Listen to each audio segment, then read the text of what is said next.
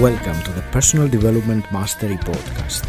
I am 𝗧𝗛𝗍𝗄 and my mission is to inspire you to rise up, grow, stand out, and take action towards the next level of your life. I am interviewing leaders, influencers, entrepreneurs, authors, exceptional people who can and will inspire you to improve your life. Tune in for 2 episodes each week, every Monday and Thursday. In today's show, I am privileged to speak with Jamie York. Jamie, you have a passion for sharing your property and business knowledge. You became a self-made millionaire by the age of 24, and in 2019, you and your company were shortlisted for Property Investor of the Year. When someone looks at your success at such an early age, they might miss to see that throughout your time in business, you had many personal and professional challenges to overcome. And these challenges actually now enable you to empathize with other people's personal journeys.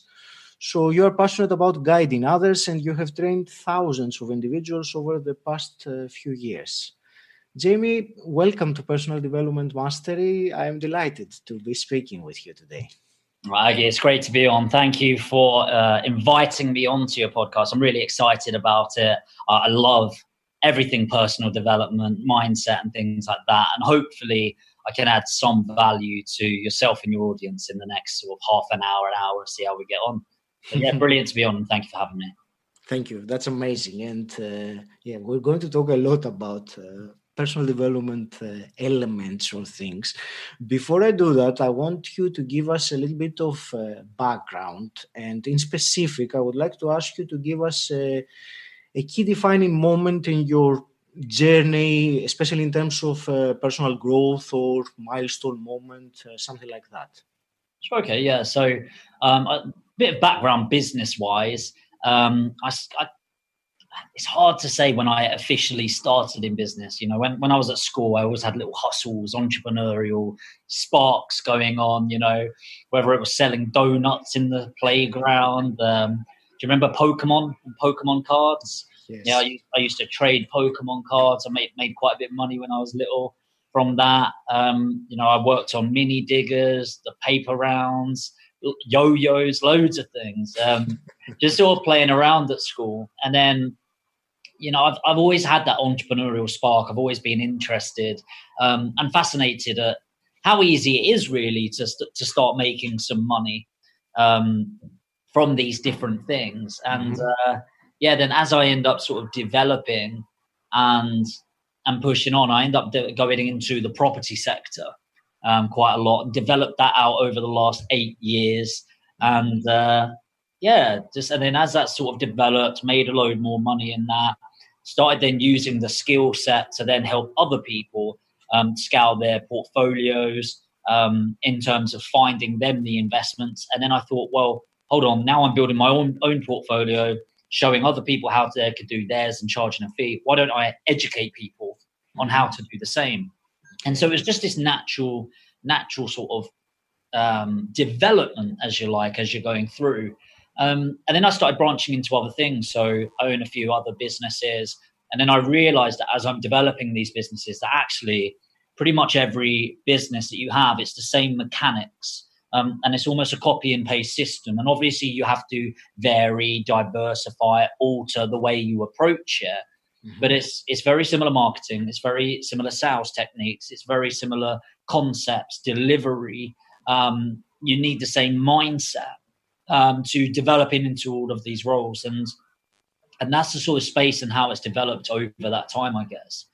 In terms of pivotal moments, you mentioned them. Like, I always find it difficult for me because I don't think I have one defining moment. I think it's a collection of a lot of things. And I almost find it's like, by trying to find that pivotal moment, you're almost going, what's the one thing that makes you you?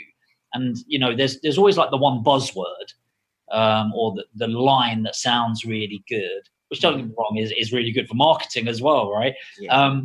But ultimately, I think actually, you know, how you make a good meal isn't because of one key ingredient. it's because of all of the ingredients in the pot that sort of put that together. And actually, somebody was asking me this morning, and I think it's probably a handful of things. You know, my mum was not very good at making money, but she was great at saving money. She had a money-saving mindset. Mm-hmm. My dad was pretty good at making money, but absolutely useless at keeping it. He'd usually drink it away on the weekends, you know, that sort of thing. My dad left my mum when I was 3 months old. So my mum was a single mum of 4 kids, and I got to see the discipline that she had in order to bring us up, trying to go, you know, no money, but always managed to go on a holiday each year, those sort of things. So I learned graft. I learned hard work. I learned money management and making money. The thing that I didn't learn from either of them is how to multiply money. You know, and wealth is really those 3 things: learning how to make, manage, and multiply. You can't multiply if you can't manage, and you can't manage money if you don't have any. Mm-hmm. You know, so it's kind of all interlinked. And then linked in with that hard financial upbringing difficulty, linked with the fact that I managed to get into a pretty decent school. I didn't go to private school, but a well-educated school, if you like, where most people had money. They had private education in order to get into this school, whereas I just happened to get in this school. That then created a gap for me because I didn't really know it existed, because up until that point, the financial situation that I was in, that was life. Yeah. But then I realized actually there's another way of living. And then I started realizing that everyone has problems in their lives. Like, you know, money doesn't solve everything.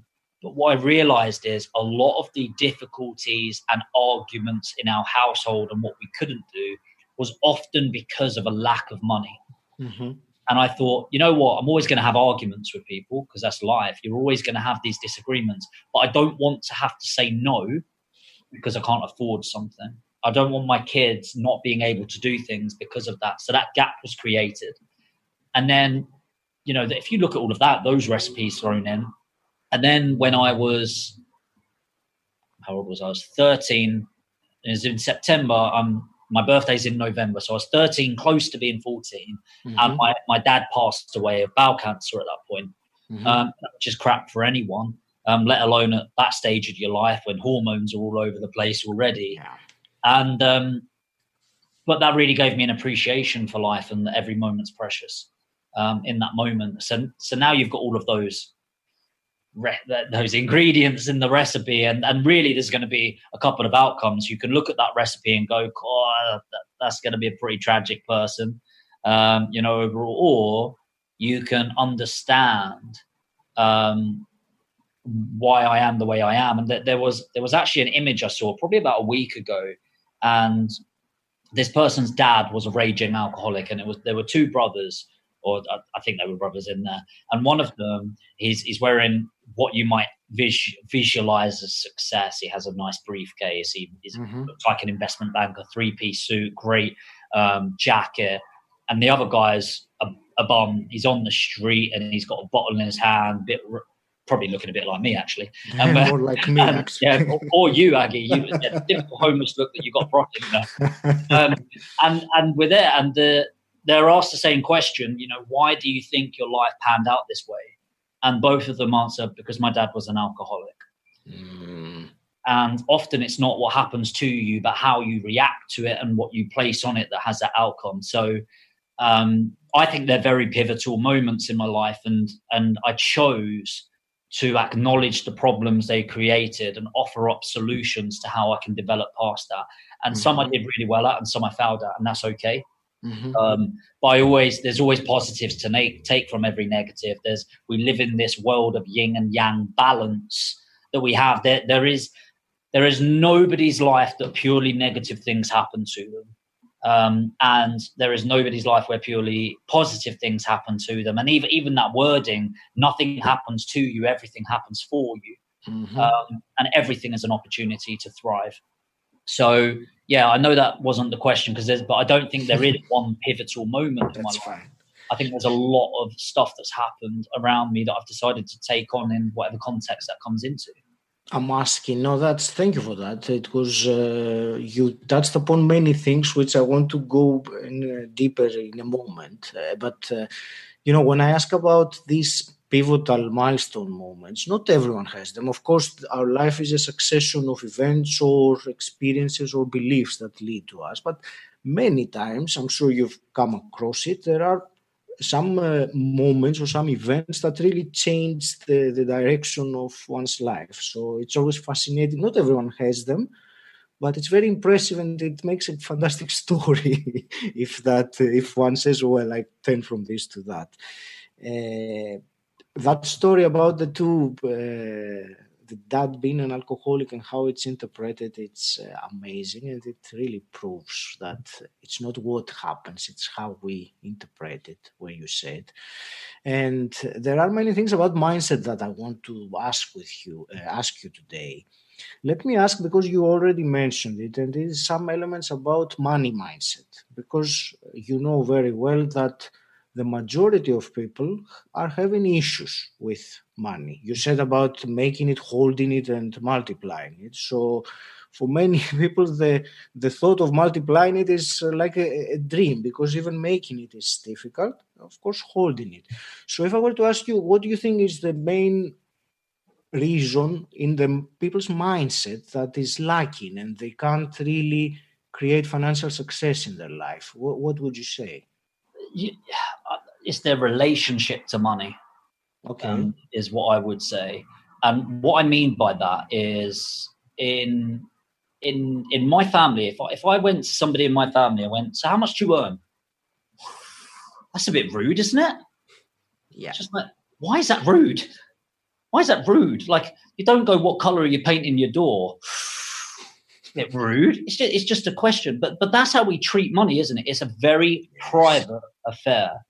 It's taboo to talk about money. And both sides of it, by the way. If somebody's struggling with money, I go, great, how much are you earning?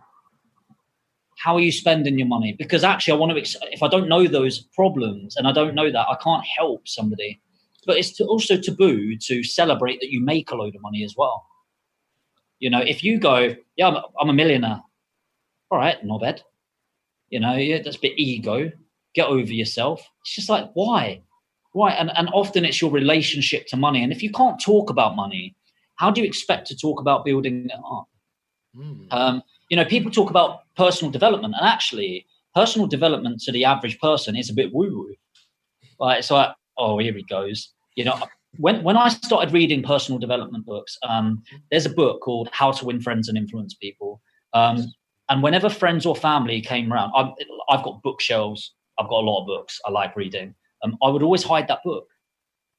Really? Right? Because of the title. Oh, right. Because of the title. I didn't want people coming in and going, why have you got a book on how to get friends, Jamie? And it's just like, how crazy is that? Like, but people care so much about what other people think about them, rather than knowing who they are and having the self-awareness to go, actually, I want to develop myself. So often you want to look at the relationship that you've got with money. And it comes from, everyone's got their past, right? So often people have a scarcity mindset around money. Like, every pound's a prisoner, which is very true, by the way, but how you take that line is quite interesting. So I say every pound's a prisoner because I don't want it in my bank. I want it working for me. I want it out in an investment. I want it paying me dividends so I can enjoy that. So I never spend initial capital. So if I have £100,000, I won't spend a penny of it. I'm really boring. I'll invest that and make 12 grand a year, and I'll spend that £1,000 a month however I want. Just so happens I'll probably then reinvest that, because I'm a bit of a geek with it. But you spend that because that £1,000 a month theoretically is always going to be there. The problem with spending that 100,000 is that's gone. That's gone once you spend it, right? So it's kind of looking at it in that way. But it is that relationship to money. Do you have that scarcity mindset? Because the other way is every pound's a prisoner. My mom, great saver. Problem there is, it would never, like an extreme example is these people like, don't go to Costa. Costa costs you £3.50. Just make a coffee at home. Costs you 15 pence. And it's like, come on, man. It's a bit over the top. And if you've got that restrictive attitude towards things, you're never going to be wealthy. financially wealthy. I don't know many people that have saved themselves to a millionaire. You have to take risks, calculated risks, but within that becomes a healthier relationship with how you perceive money. Money doesn't change you, by the way. It never changes people, ever. It exposes them, okay, or accentuates them. It just makes you more of what you already are. And often what you see is what people have been pretending who they are as individuals.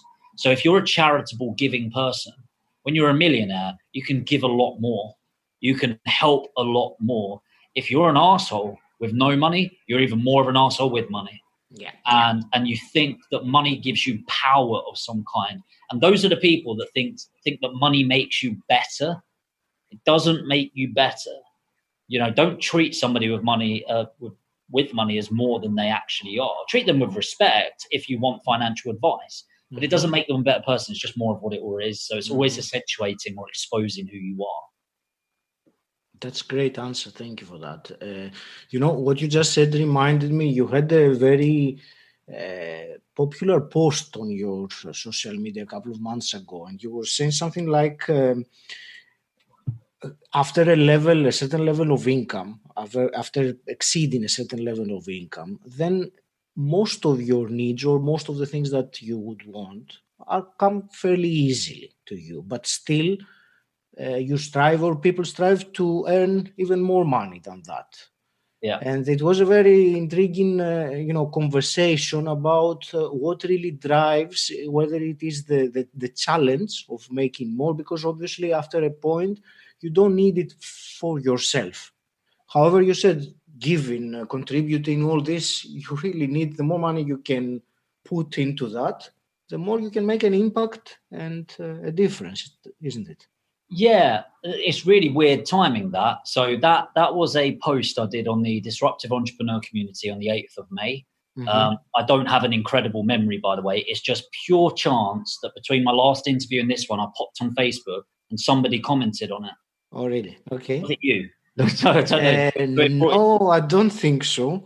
Yeah, but I was talking about that. Like, actually, most of my goals are linked to money and materialistic things.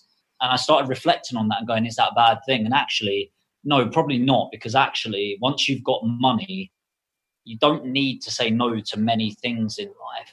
And it's all about that transitioning. But as you grow, your impact gets bigger. So I'm a big believer that you have to be selfish in order to be selfless. If you're not the best version of yourself, how can you? If you've got a wife, if you are not 100% you and looking after you, how can you be the best husband? How can you be the best dad? How can you be a best friend? All of that sort of thing. So it all starts with you at the core.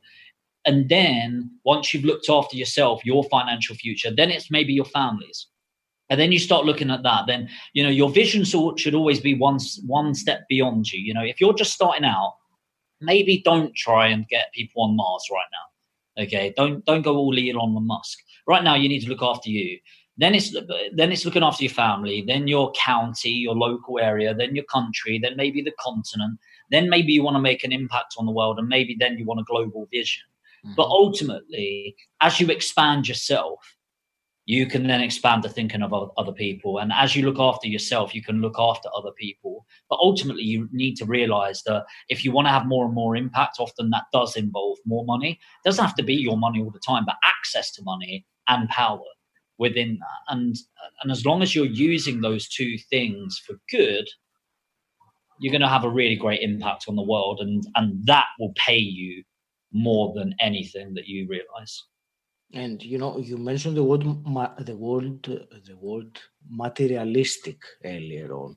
Saying what you just told me, that's not materialistic at all. Yes, it involves money, but it's not to buy stuff.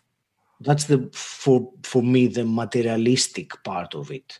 Yeah, I like stuff as well. Most of us do. Yeah, I like the stupid cars. I like having an ego, and I definitely have one. There's nothing wrong with wanting to look good. I don't see any problem. It's when your life is revolved around it that it becomes a problem. If your life is based around how you look to other people, that's when it becomes a problem. But everything we do, you know, if you read Sigmund Freud's any philosophy around that, everything we do, well, he says everything's to get laid, right? But like everything is based around impressing other people. You know, the reason you feel the need, even when you're doing a good deed, the reason you feel the need to share it subconsciously is you want to feel good about it. And there's nothing wrong with that. There was a probably about a year ago now. It was called RACS, Random Acts of Kindness. And it was going around YouTube and it was exploding. And it was people that were going in, they were buying these fake scratch cards, and this person was buying a fake scratch card and they won £1,000. It was all set up. But you saw the emotion, and it was such a great thing. Or even going into a shop and going, right, I've got $1,000 in America typically, $1,000, I'm going to go buy a load of rice, some meat, a hotel for a night, sleeping bag, long johns, you know, all that sort of thing. Yeah. And they filmed the whole thing. And I remember looking at that going, what an incredible thing to do. And they filmed it, which has now inspired me to do it. And if I'm feeling inspired, somebody else will be feeling inspired. But the amount of people that were on there going, you only did this for the camera. Would you have done this if it wasn't getting filmed? Who cares? You still did an incredible thing. You know, and yes, if it was solely for the like, the subscribe, the YouTube algorithm, then yeah, maybe you're not having the right motives.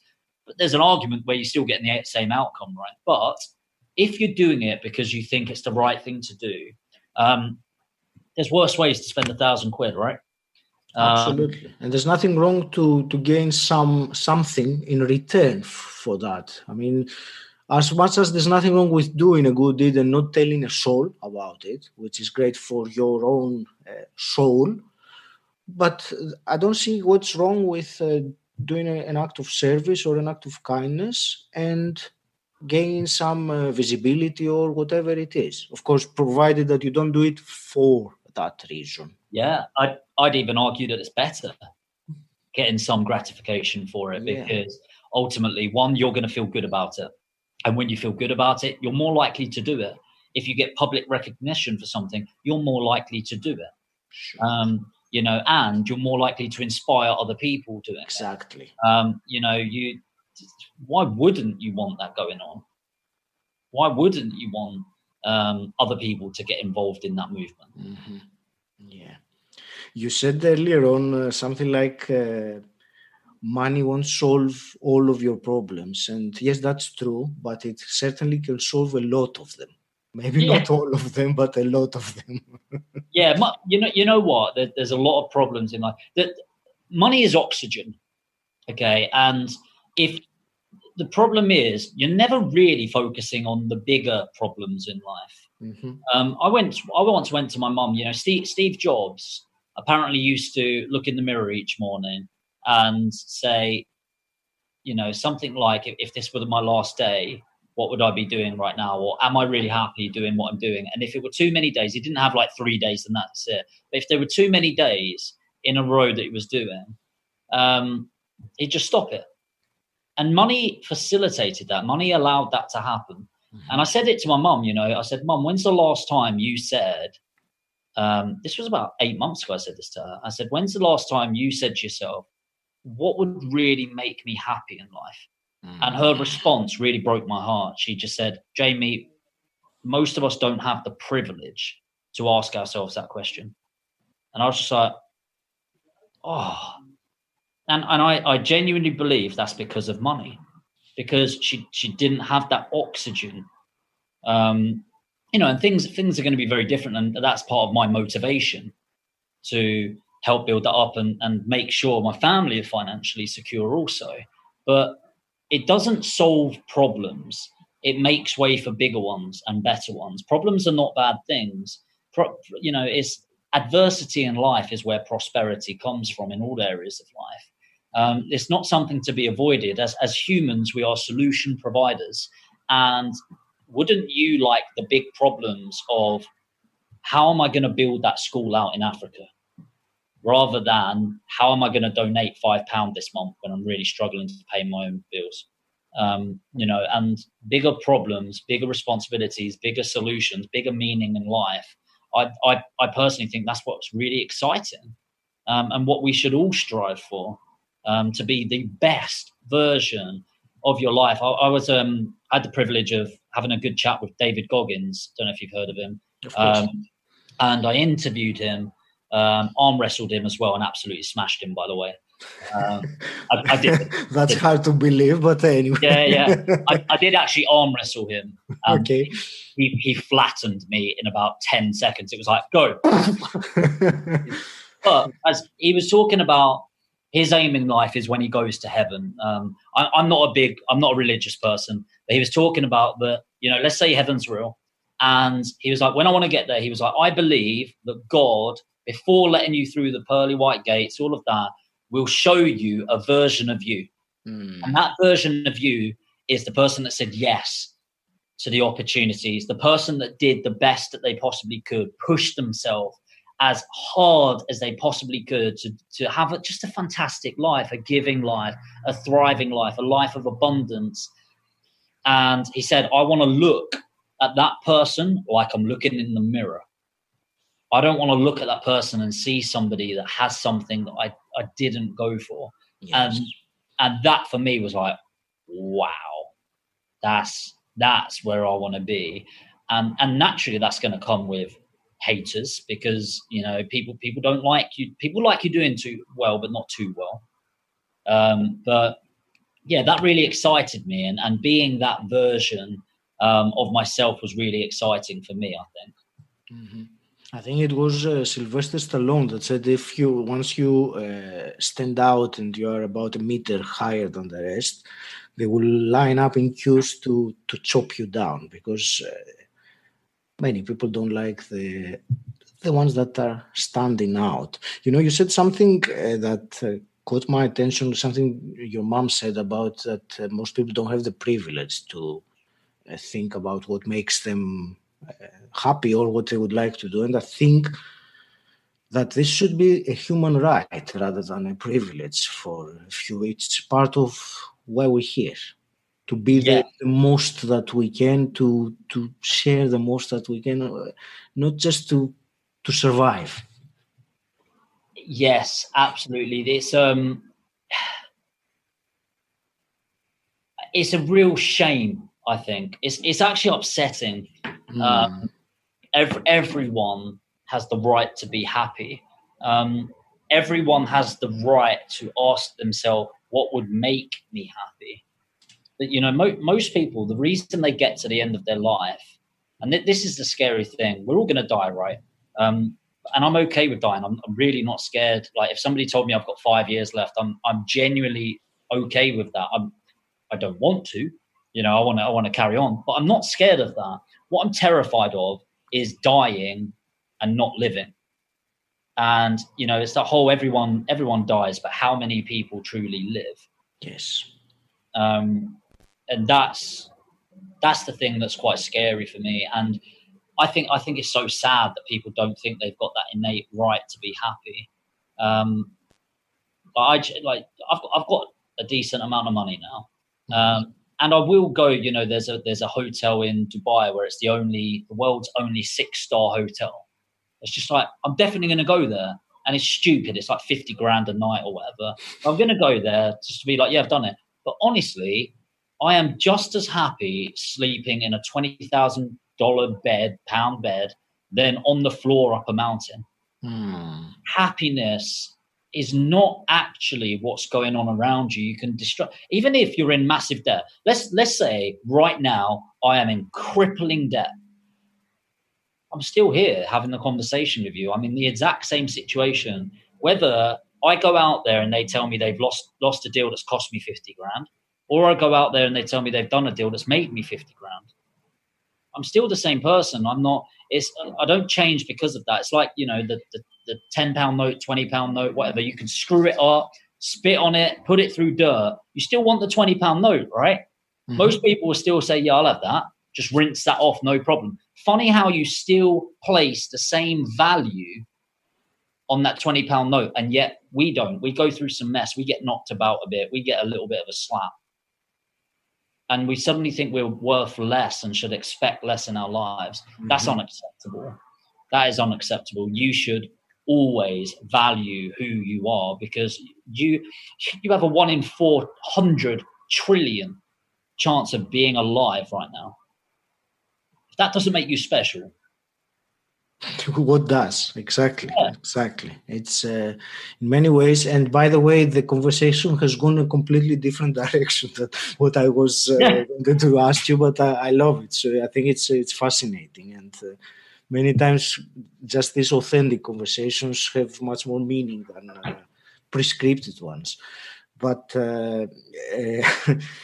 it is, I think, apart from our right, it is our duty as well. And what you said about David Goggins and God showing him or everyone really, the image of the person that we could have been, it's very scary to realize at the end of your life that you wasted pretty much your life because you could have done X, Y, and Z. And instead, because of your fears or whatever else, you remained hidden and mediocre, and the regret at that time is immense because there's nothing you can do about it anymore. It's crazy. So if you think, let's say you live to 90, okay, 90 years old, a long, healthy life, you're going to spend about 30 years in bed, okay? That's how long, 30 years in bed. So buy a good bloody bed, all right? Make sure it's a comfy one. There's lesson number one. You're going to spend 30 to 40 years of your life in either education or working, okay? So that's around 70 years of your life. You've only got 20 years left right now. And then you've got your groceries, driving, traveling to and from work, to and from where you're going, all of the chores that you need to do around the house. That represents about 7 years of your life. So you've got about 13 years in a 90-year time span to do the things that you love. There's two things I'd say around that. Is one, what are you going to do with that? It's very scary when you think it like that. Very scary. And then the truth is, if you're thinking a little bit further into that, why does that 30 to 40 years of work need to be something that you're settling on? Because actually, that's what most of your life represents. Why wouldn't you do that? And it makes you happy. Mm-hmm.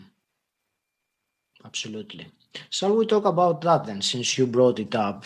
Because you are passionate about educating others. So two things really. One is, why are you passionate about that? What is the driver behind you? And the second, actually, tell me that first, and I'll go into the other one afterwards. Okay. What's your passion about educating people? Okay, so there's three levels really.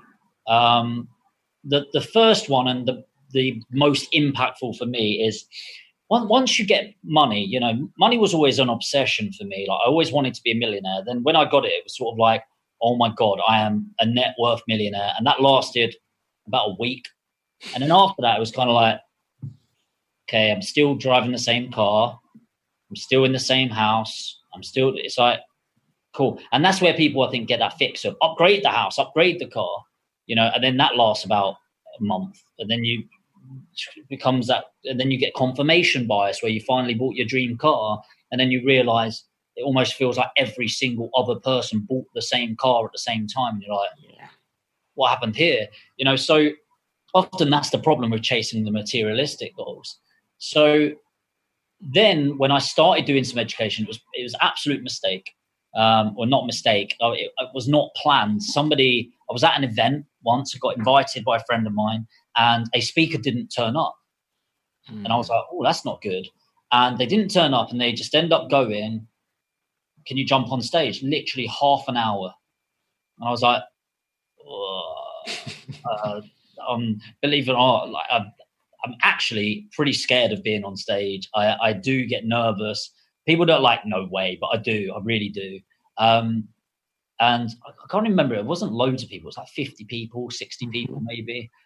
And I stood on stage, and then 20 minutes in, I end up sort of just finding my flow, going. And I was on for about 2.5 hours. Oh, wow. I didn't even realize it was just people asking me questions. And then it was really awkward at the start. It was like, so this is who I am, guys. Any questions? And it's like, how did you feel at that time? Terrified. Okay. Absolutely terrified. And then as I got into the flow of it, I was like, wow, like really enjoying this. And then by the end of it, I was like it wasn't, nobody moved from their seats. I hadn't moved. And we were just laughing, talking, having great conversations. And it was actually the event space that came in and were like, really sorry, we've got to close. And then literally, and then one person was like, Jamie, do you want to come for dinner? Should we go out for dinner? And then pretty much everyone, we filled out a restaurant. And then it was just weird. It was talking, and there was probably an element of ego in there, right? Suddenly there's this ego of people listening to me yabber on. But it felt really incredible. And it was pretty amazing seeing the impact that you can have on other people by sharing authentically. And this wasn't me trying to sell something. This was me just trying to help people out. And I had no other ulterior motive. And that felt amazing. And then I didn't do anything for about 3-4 months after that. Nothing, because again, I wasn't planning on educating people or helping people. And then there was one person that got in touch with me and sent me a really lovely message about how they implemented what I'd said on the day to the T, and they just secured their first deal and was making a couple of grand a month or whatever. And I was like, wow. And then that feeling felt pretty incredible. So for me, it's number one, a positive source of energy for me. Number two, I'm actively looking for partnerships all the time. Something I'm very self-aware of is I don't like doing many things on my own, no man is an island, all of that sort of thing. And I want to find people that think similarly to me and make me a better version of myself. And, the whole thing, you are the average of the 5 people you spend most time with. I don't know if it's 5, but it makes logical sense that actually, if you spend your time with deadbeats that are down the pub every night, those knockoff Nigel types that know everything about nothing, you're probably going to become that person. Whereas if I'm surrounding myself with successful people, and I'm not just talking financially, but people that think differently, people that want to go down the pub, have a pint or a glass of wine, but the conversations are very different. It's not the fact they're down the pub that's the problem. I know exactly what you mean. Yes. Yeah, and then you start becoming more of that, and you start thinking, and often, we're a world of talkers right now, and I want to be surrounded by a world of thinkers that think differently. So the second stage is that partnership, people that I can build relationships with. I don't believe in work-life balance. I believe in blend. And so I want my life to be my work. I want work to be my life. And then I want to stop calling it work, because people have negative connotations. Just, this is my life. Like, this is what I love. And if people want to be a part of that, that's great. And if they don't, that's great as well. And then third, it makes money. It's another income stream for me. And why wouldn't I do it? Often that's what I'm tending to do in most of my businesses now, that I'm doing it for me. The next stage is I'm doing it for other people as a done for you service. And then I'm educating people on how I do it for me. And then I'm educating people on how I do a done for you service. And people seem to have a problem with that. You make money from educating people as if that's the only thing you care about. It's like, yes, it's definitely up there. Would I do it for free? Probably not, if I'm completely honest. And it's nothing to do with my passion for it. It's because part of my enjoyment from it is people getting results. And not all the time, but almost all the time, people don't do a lot with stuff for free.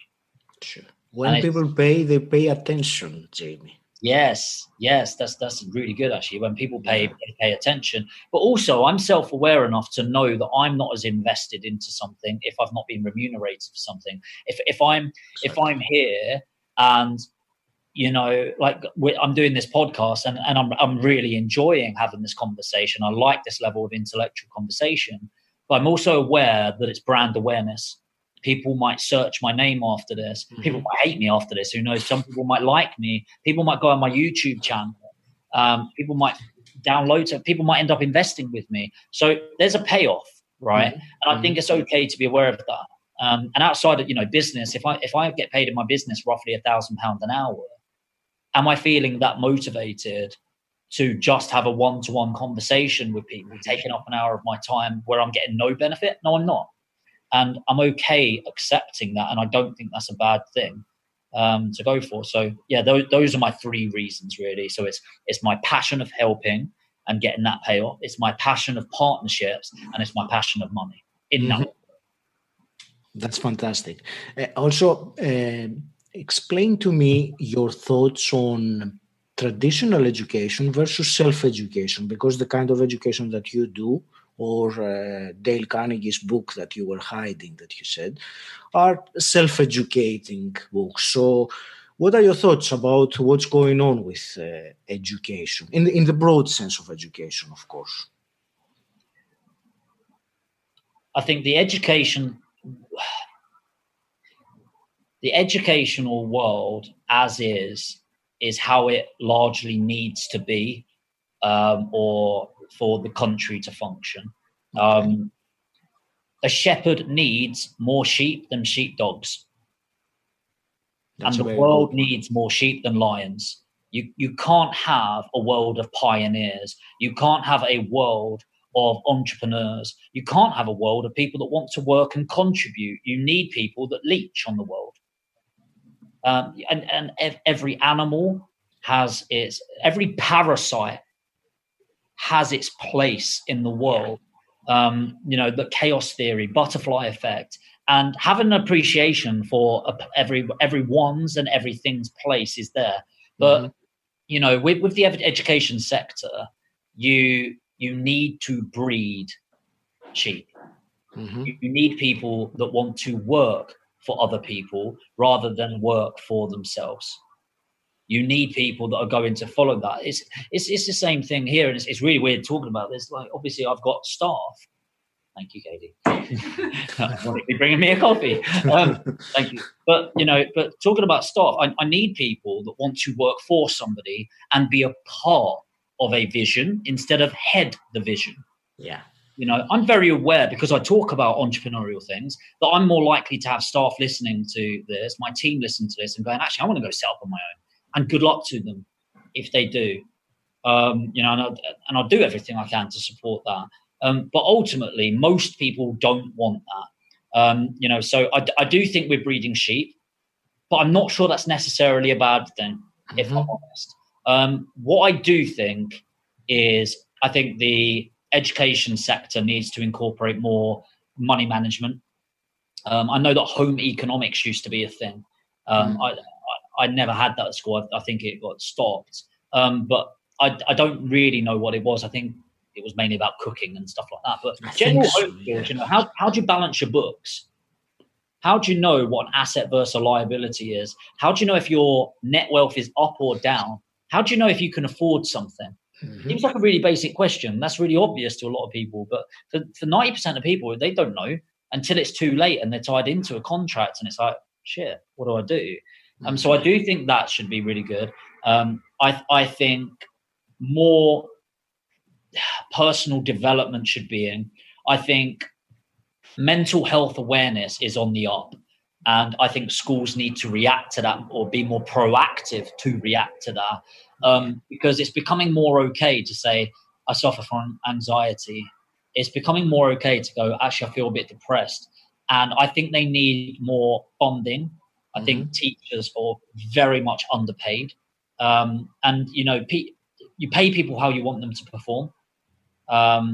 And there's a whole supply demand thing, there's plenty of teachers that want a job, so you don't need to pay. I get that. But if you want to attract the best in the world, then pay for it. So I do think that. The last thing that I think is, I think there's a really big difference between getting told you have to learn something to learning for your own benefit. So there's a school out in Costa Rica. Zac Efron's got a new series out on Netflix. I think it's episode 3. and it's talking about health in general. And there's a school out in Costa Rica where there's no exams at all. There's an agenda, but as the kid, you have to pick 3 or 4 a day. I'm getting it slightly wrong, but you pick whatever one you want. Yeah. And I really like that, because our education system right now is, Einstein's whole thing of like, you've got a fish, a monkey, a wolf, a dog, whatever. And you're like, right, guys, we're going to do an intelligence test. Climb that tree. And the monkey's there going, yes, well done, monkey. You are the most intelligent person in my class. And it's like, well, great. What about swimming? Because I think the fish might have an advantage there, and we're all incredibly intelligent human beings, but often it takes that exploration to find out what we're intelligent in. And you cannot expect to have one set system and have somebody labeled dunce or intelligent over the rest of their life. And I think the problem is, on both sides, people start thinking they're somebody because they got A grades at school. It's like, mate, you learn how to fucking take a test, get over yourself. I couldn't give less of a shit about people's qualifications. Don't get me wrong, it's a good filter. It's a good filter to show that people wanted to progress themselves. But if they went to uni and they got a first, or they went to uni and get a 2-2, I don't care. I use the fact they went to university to develop themselves, or they did their A-levels to develop themselves. I'd be more impressed if I was hiring somebody for marketing, if somebody's got a doctorate in marketing, or somebody left school when they were 16 and they've taken 7 self-paid digital marketing courses, I know who I'm interviewing for, right? Often it's about choice and selection. And I think it's a shame, because people are then molded in a certain way, and they come out, and you can have great teachers or not so great teachers, but you decide whether you're intelligent by the end of school, or you decide whether you're an idiot by the end of school. And I think that's a real shame, that you then live your life based on the first 18 years of your life. Thank you for this comprehensive answer, and it was a very interesting point of view that you made through that. And I just want to ask a little clarification. You mentioned the sheeps and the lions. So if I were to ask you briefly, what do you think that in terms of mindset differentiates one from the other? Is there one thing that drives some people to not to want to be sheep and others to be content to be like that?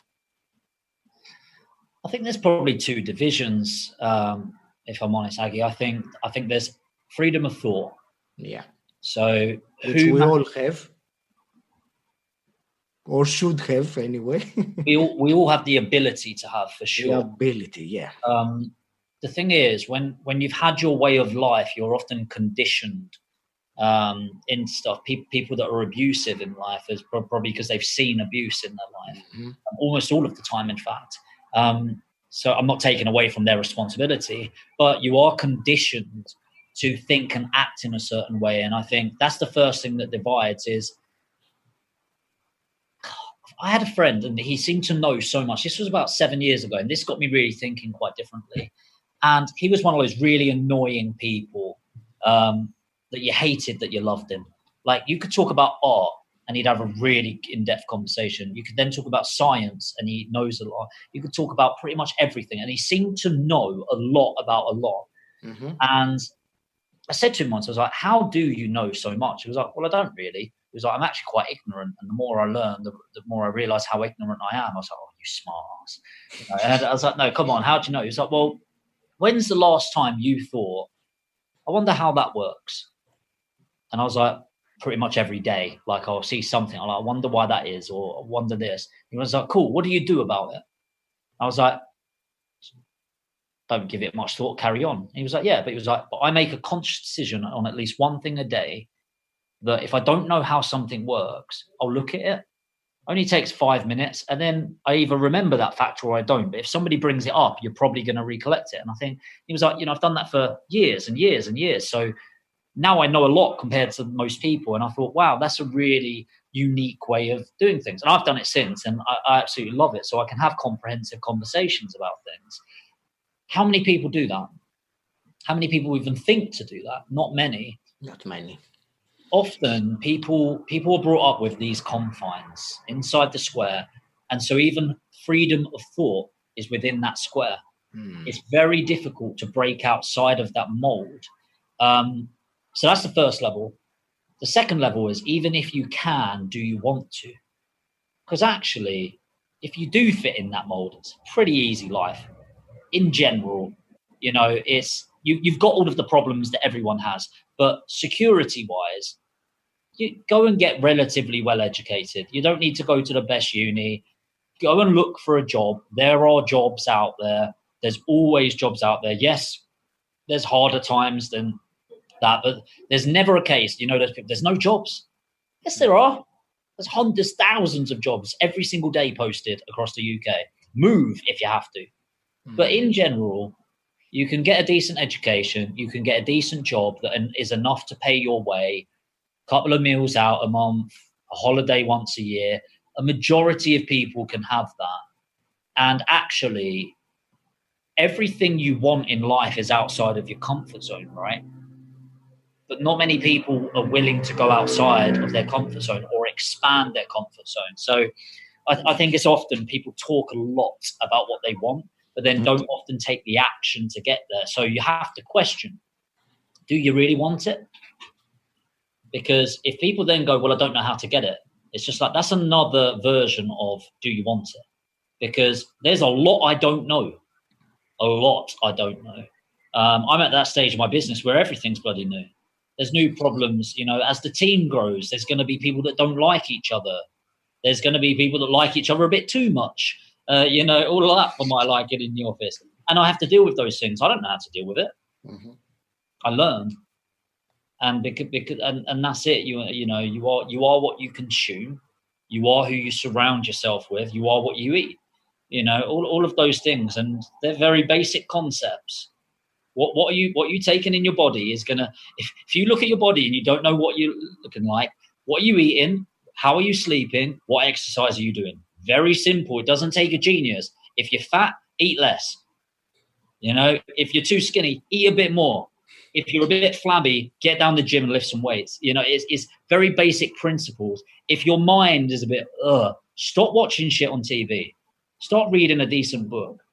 And you know what? Even if you're in that transition stage, read a book about dragons. Read a book on anything. Just having that activity of reading. I like listening to books. I try to read physically whenever I can, but most of the time I'm listening.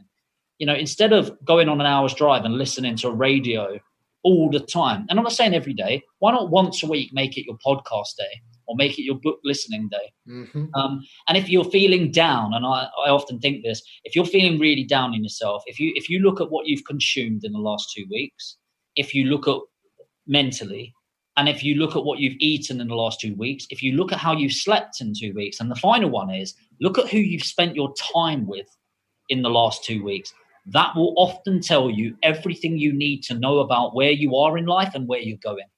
And then try something. Even if you don't buy into this, do 30 days of only consuming great organic food for your body. Consume books, not TV. Surround yourself with like-minded people that want to develop themselves and positively push them forward. See how you feel in 30 days. And I promise you, you will be a completely different version of yourself. I can vouch for that. Amen. Jamie, let me ask you some quick fire questions as well to sum it up. So what does personal development mean to you? One day at a time, a Kaizen approach. You know, not trying to take over the world. If you did an hour a day developing yourself, you'll be shocked at how much of a different, well-developed human you are in a year's time. Instead of going, I'm all in on personal development, consuming 8 hours a day, and you do it for 3 days and then forget about it. And, you know, we're a representation of the small things we do on a daily basis. So Kaizen. Constant and never-ending improvement, indeed. What's the one piece of advice you would give your 18-year-old self if you could meet him? Focus on happiness. Like, I know that's such a fluffy answer, but when I was 18, it was always an obsession of money. Because I had an absence of it and I felt a need to look after people. And often, and what I've realized now is actually the people that love me and care about me are often their happiest around me when I'm happy, because they're happy that I'm happy. Nobody's happy because I bowed them out of a financial situation, you know? And so if you can focus on gaining, and I'll tell you what, as an 18-year-old, this is incredible. As a 28-year-old, this is incredibly difficult. If you can focus as much time as possible on self-awareness and realizing that if finances are your goal, that how you make your money is more important than how much money you make, you're going to live a really great life and a really fulfilled life. And ultimately it's fulfillment that's really going to change who you are and transform you. And if you're listening to that and going, that's a bit fluffy, it is. But I promise you, when you connect yourself to that, you'll really get what I mean. You mentioned fulfillment, and I'll digress for a moment and say that it's something that Tony Robbins says, that success without fulfillment, it's the ultimate failure. So you can be as successful in financial terms or other terms as you want. If you don't feel fulfillment inside of you, you have failed miserably. Jamie, let's say you had a magic wand and you could change something in the world as it is today. What would you change? Can I pick two? Sure. Well, it's my magic wand. I'm picking two. I'm not asking for it. I'm going for it. Number one is homelessness. It really upsets me. What Corona, COVID has proved, in the UK at least, is there is no need for homelessness. So every single person on the street in the UK within a 30-day period had a place. Whether they chose to go there or not is on them, but they had a place to live.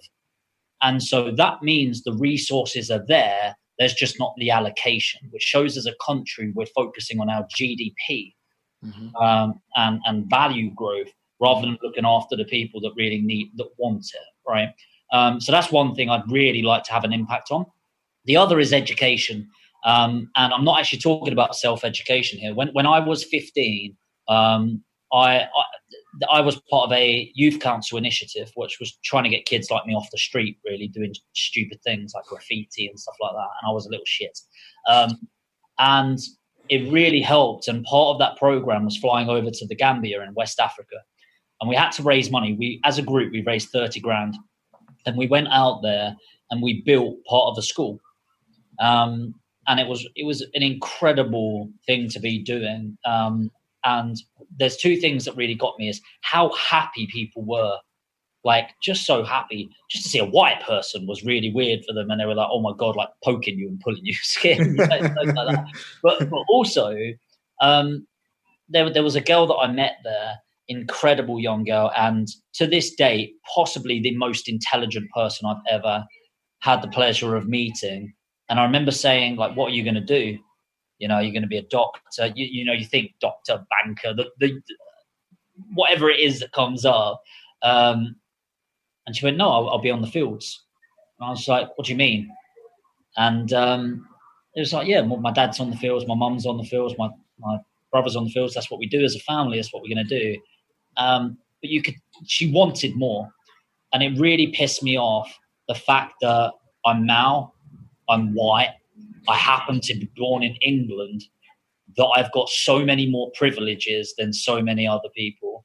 And so what I really want to see is that no matter where you are in the world, I realize there's a naivety to this, because if you're in the middle of the Amazon rainforest with nobody around you, you're probably not going to be impacted by this. But I don't like the idea of people being limited just because they happen to be born in a different place in the world.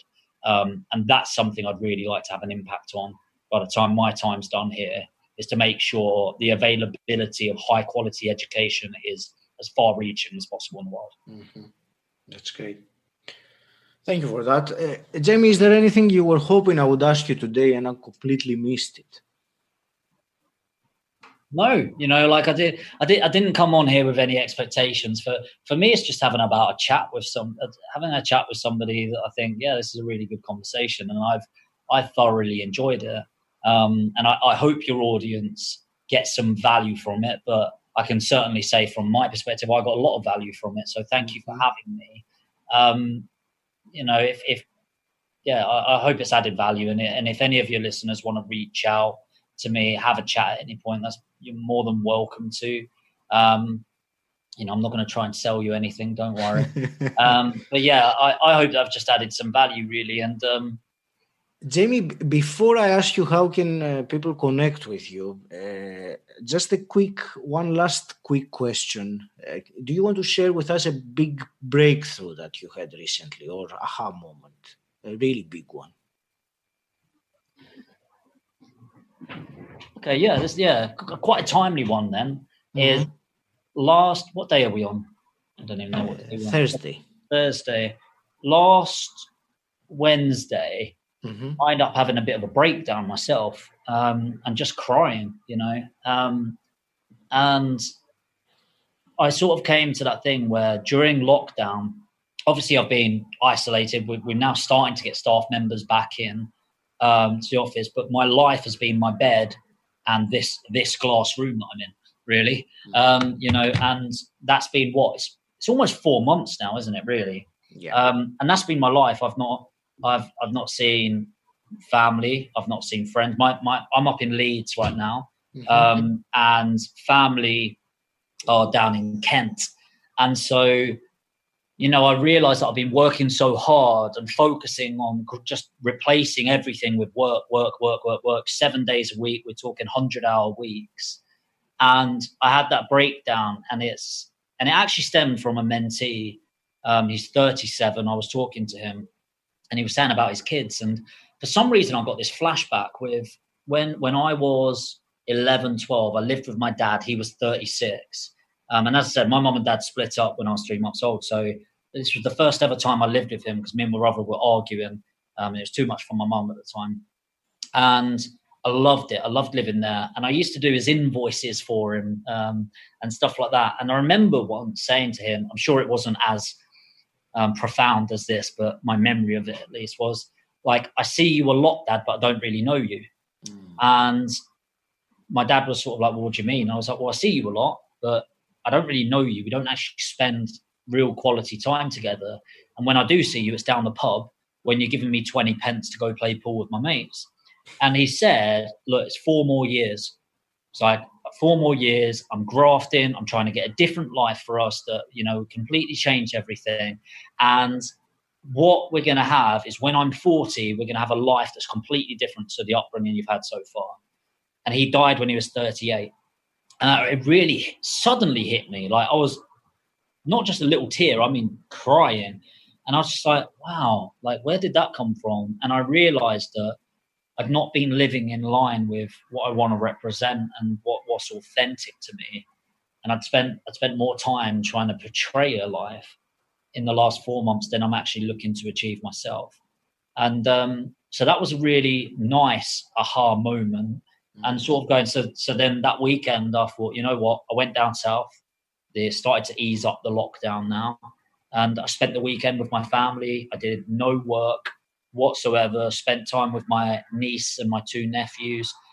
And I felt the happiest I've felt possibly this year.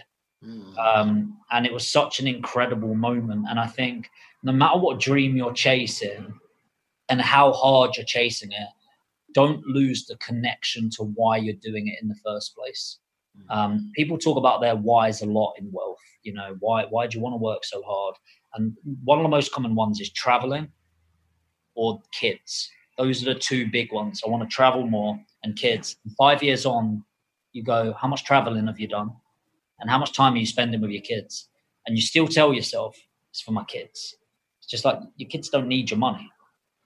Your kids want to spend time with you and have the experience with you. And that's what I got reconnected with is, you know, I could have £10 million more in my bank account right now. It's not really making my difference. So, yeah, that's quite a vulnerable and personal one. But that's Thank you. I appreciate you sharing that. And it's a very good, I think, teaching point for many people who have, let's say, misplaced their priorities in life. And sometimes we need to really look at what's important. Jamie, what would you direct people to connect with you? So many, aren't there? So you can jump on Instagram. If you're on Instagram, it's Jamie York Wealth on there. So not just about wealth with money, wealth in life. So you can find me on that. If you're on Facebook, probably best my Jamie York page. Just type in Jamie York and go on page. And if you're interested in business, entrepreneurship, and property investment, stuff like that, I've just launched a YouTube channel. So that's the one I'm really looking to push. So I'd say if anyone's got any value from this, I would really appreciate some reciprocity, if you like, to jump on my YouTube channel, type in Jamie York on there. There's a mathematician there that's like 50 years old. That is not me. You'll be able to tell it's me. But yeah, if you go on Jamie York, I'd really appreciate if you watch a couple of videos by the time this goes out and hit the subscribe button. That would really help me on there. But yeah, you can reach out on any platform and I'll do my best to get back to people. I'm always, there's no one messages me and doesn't get a response. I might take a few days, but I will respond to people. So yeah, reach out if you need anything, guys. Jamie, I want to thank you very much. This has been an exceptional conversation. I really enjoyed it, and there was tremendous value, I believe, that was shared. So thank you very much. I want to wish you all the very best with your life, your business, your fulfillment and your projects. Any last parting words? No, I just want to say thank you for having me. I also have got tremendous value from this. I always think value is two ways, and there are some podcasts I've been on that at the end of it I'm like, oh, thank God that one's done. And actually I'm feeling a bit like, I feel like we could chat for another hour or two. That's how I feel as well. Yeah, so maybe in a few months' time, we can jump on and do another one. I'd really appreciate it. And I just sort of just say, go out there with some passion. And I think the most important thing is, have a head for business and a heart for the world. Mm-hmm. That's beautiful. Jamie, thank you very much. I wish you all the best. Thank you. No worries. Thank you, and I'll see you later. Thank you for listening. Please take a moment to subscribe and review Personal Development Mastery on Apple Podcasts, and also share this podcast with someone who you think will benefit from it. If you want to gain access to exclusive content while supporting this podcast, then become my patron. The link is in the show notes, or you can type bit.ly/pdmpad. If you want to know more about what I do and how I can help you, or if you have any questions, join my Facebook group Personal Development Mastery. Again, the link is in the show notes, or you can simply type bit.ly/pdmgroup.